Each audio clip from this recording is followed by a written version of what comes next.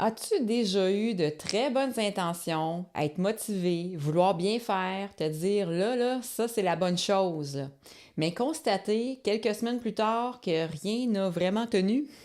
C'est pas parce que tu manques de motivation, c'est rarement ça le vrai problème. Je t'explique tout ça dans la vidéo d'aujourd'hui.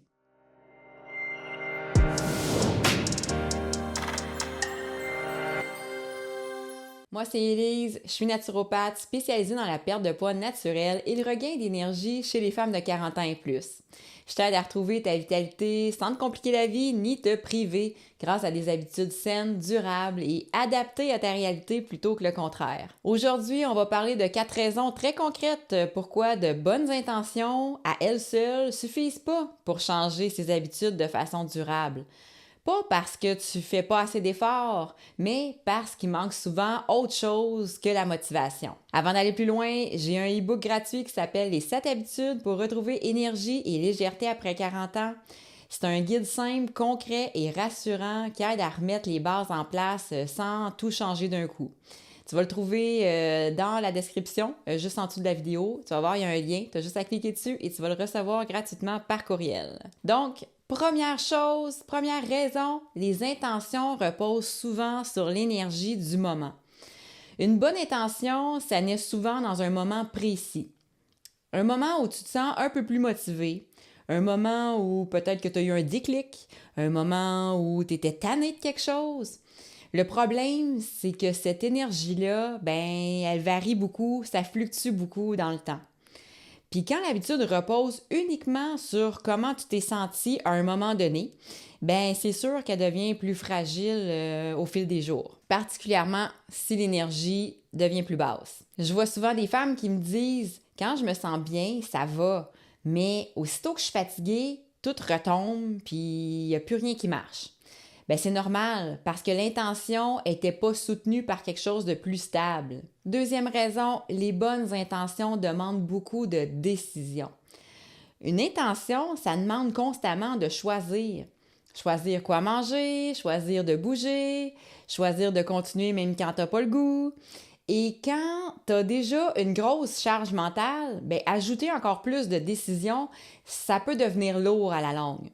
C'est pour ça que des fois, tu as l'impression d'être motivé, mais épuisé en même temps. Si ce que je te dis aujourd'hui, ça te parle, clique sur le petit pouce bleu pour me dire que tu apprécies puis que ça résonne pour toi. Troisième raison, les intentions sont souvent trop vagues pour tenir dans le quotidien.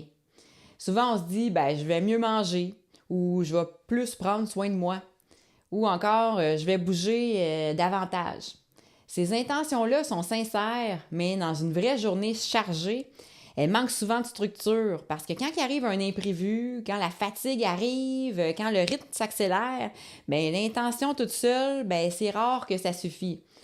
Fait que c'est pas un manque de volonté, c'est un manque d'ancrage dans ta réalité. Quatrième raison, sans structure douce, l'habitude dépend trop de ta motivation. Les femmes qui arrivent à changer leurs habitudes de façon durable, c'est pas celles qui sont motivées tout le temps, 24 heures sur 24, là.